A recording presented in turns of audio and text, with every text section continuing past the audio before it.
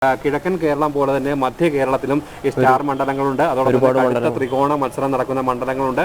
അതുകൊണ്ട് തന്നെ വലിയ രീതിയിലുള്ള ഒരു രാഷ്ട്രീയ പോരാട്ടം നടക്കുന്നു. റബ്ബർ ഉൾപ്പെടെയുള്ള വിഷയങ്ങൾ ചർച്ചയാകുന്നു. അതോടൊപ്പം തന്നെ നരേന്ദ്രമോദി സർക്കാരിന്റെ വികസന നേട്ടങ്ങളൊക്കെ ചർച്ച. എല്ലാ മണ്ഡലങ്ങളും ഈ പറഞ്ഞതുപോലെ നരേന്ദ്രമോദി സർക്കാരിന്റെ വികസന നേട്ടങ്ങളും ക്ഷേമ പ്രവർത്തനങ്ങളും ഒക്കെ മുൻനിർത്തിയിട്ടാണ് എൻഡിഎയുടെ പ്രചാരണം മുന്നോട്ടേക്ക് പോകുന്നത്.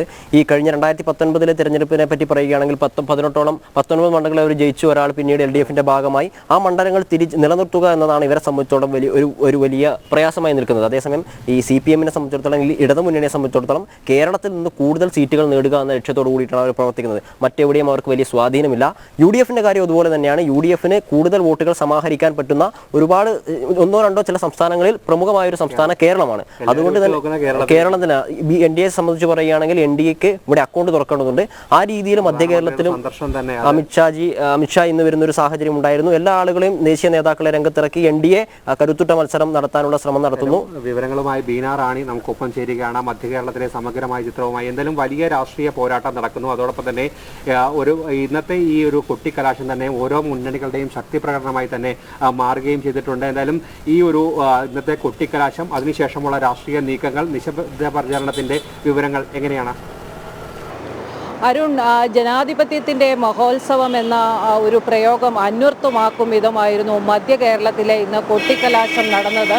ഈ കൊട്ടിക്കലാശം അവസാനിച്ചതോടെ കേരളം തെരഞ്ഞെടുപ്പിൻ്റെ അവസാന ലാപ്പിലേക്ക് എത്തിയിരിക്കുകയാണ്. എന്തായാലും വലിയ വാദ്യമേളങ്ങളും കാവടിയും എന്ന് വേണ്ട ഒരു പൂരത്തിൻ്റെ ഓർമ്മ വരുത്തുന്ന വിധത്തിലുള്ള ഒരു കൊട്ടിക്കലാശ ചടങ്ങുകളാണ് ഓരോ സ്ഥലത്തും നടന്നത്. ഓരോ മുന്നണിയും വിജയപ്രതീക്ഷയുടെ അങ്ങേ അറ്റത്തായിരുന്നു ഇന്ന് ഈ കൊട്ടിക്കലാശത്തിൽ ഓരോന്നും അവതരിപ്പിക്കപ്പെട്ടത്. ഏതാണ്ട് ഇന്ന് ഉച്ചയോടെ തന്നെ ഉച്ചഭാഷിണി വഴിയുള്ള പ്രചാരണങ്ങളും മറ്റും അവസാനിപ്പിച്ചിരുന്നു. അതിനുശേഷം കൊട്ടിക്കലാശത്തിന് വേണ്ടിയുള്ള തയ്യാറെടുപ്പായിരുന്നു. എടുത്തു പറയേണ്ടത് തൃശ്ശൂർ നടന്ന കൊട്ടിക്കലാശത്തെക്കുറിച്ചാണ്. പൂരം കഴിഞ്ഞിട്ട് അധിക ദിവസങ്ങളായിട്ടില്ല. ഏതാണ്ട് പൂരത്തെ അനുസ്മരിപ്പിക്കും വിധമുള്ള ചടങ്ങുകളാണ് തൃശ്ശൂരിൽ നടന്നത്. NDA സ്ഥാനാർത്ഥി സുരേഷ് ഗോപിയെ കൊട്ടിക്കലാശത്തിൽ ആയിരങ്ങളാണ് അണിനിരന്നത്. വനിതകൾ അടക്കമുള്ളവർ നൃത്തം ചവിട്ടിയും മറ്റും കൊട്ടിക്കലാശത്തിന് കൊഴുപ്പേകുന്നത് നമ്മൾ കണ്ടു. ഒപ്പം തന്നെ മറ്റ് മണ്ഡലങ്ങളിലെല്ലാം തന്നെ വലിയ രീതിയിൽ 3 മുന്നണികളും കൊട്ടിക്കലാശത്തിൽ ആയിരങ്ങളെ അണിനിരത്തിയിരുന്നു. മറ്റൊരു പ്രധാന കാര്യം, പ്രബല സ്ഥാനാർത്ഥികൾ മത്സരിക്കുന്ന മണ്ഡലങ്ങളിലെല്ലാം തന്നെ ദേശീയ നേതാക്കളുടെ അടക്കം സാന്നിധ്യം ഇന്നുണ്ടായിരുന്നു. പ്രത്യേകിച്ച് എടുത്തു പറയേണ്ടത് ആലപ്പുഴ മണ്ഡലത്തിലാണ്.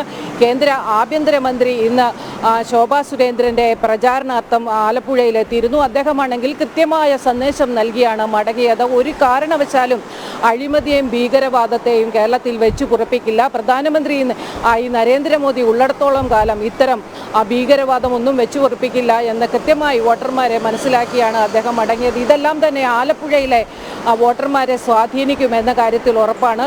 എന്തായാലും കൊട്ടിക്കലാശം വളരെ ഗംഭീരമായി വാദ്യഘോഷങ്ങളോടെയും കാവടിയോടെയും മറ്റും വളരെ ഗംഭീരമായി തന്നെ അവസാനിക്കുന്ന ഒരു സാഹചര്യമുണ്ടായിരുന്നു.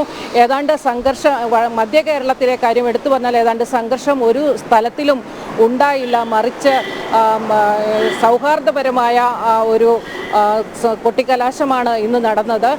എന്തായാലും നാളെ മുതൽ നിശബ്ദ പ്രചരണമാണ്. കാത്തിരിപ്പിൻ്റെ ഒരു പകൽ കൂടി കഴിഞ്ഞാൽ കേരളം പോളിംഗ് ബൂത്തിലേക്ക് കടക്കും. നാളെ നിശബ്ദ പ്രചരണത്തിൽ ഓരോ വോട്ടർമാരെയും കണ്ട് വോട്ട് ഉറപ്പിക്കാനുള്ള ശ്രമത്തിലായിരിക്കും സ്ഥാനാർത്ഥികൾ. അതോടൊപ്പം തന്നെ കൂട്ടലും കിഴിക്കലുകളും വോട്ടുകൾ സംബന്ധിച്ച കണക്കുകൂട്ടലുകളും എല്ലാം തന്നെ നാളെ നടക്കും. ഓരോ വോട്ടർമാരെയും സ്വാധീനിക്കാനുള്ള ആ ശ്രമത്തിൽ നാളെ സ്ഥാനാർത്ഥികൾ നീങ്ങും.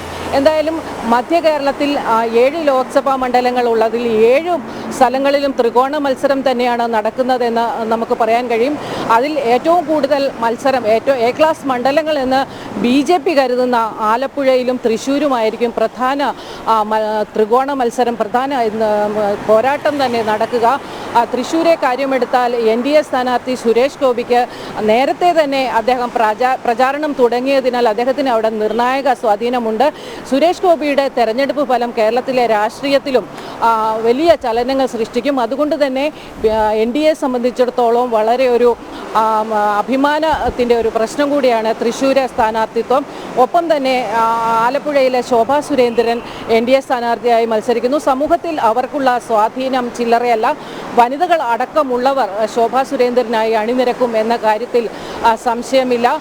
കോട്ടയത്തോട്ട് ചെന്നാൽ അവിടെയും കേരളത്തിൽ ഉള്ള BDJSന്റെ സ്ഥാനാർത്ഥികൾ 4 മധ്യ കേരളത്തിൽ നിന്നാണെന്നുള്ളത് ഒരു പ്രത്യേകതയാണ്. കോട്ടയത്തും ചാലക്കുടിയിലും ഒപ്പം തന്നെ മാവേലിക്കരയിലും ഇടുക്കിയിലും BDJS സ്ഥാനാർത്ഥികളാണ് മത്സരിക്കുന്നത്. കോട്ടയത്ത് കോൺഗ്രസിൻ്റെയും LDFിൻ്റെയും UDFിൻ്റെയും സ്ഥാനാർത്ഥികൾ കേരള കോൺഗ്രസിൽ നിന്നുള്ളവർ തന്നെയാണ്. അതുകൊണ്ട് തന്നെ ഇവർ തമ്മിലുള്ള പോരാട്ടം എത്രത്തോളം വോട്ടുകളെ സ്വാധീനിക്കും, ഇല്ലെങ്കിൽ എത്രത്തോളം വോട്ടുകൾ മാറി മറിയും എന്ന കാര്യത്തിലും സംശയമുണ്ട്. എന്തായാലും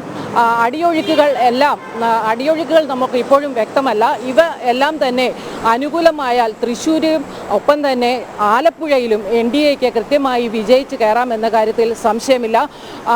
എറണാകുളത്തെ സംബന്ധിച്ചാണെങ്കിൽ ഡോക്ടർ KS രാധാകൃഷ്ണനാണ് NDA സ്ഥാനാർത്ഥി.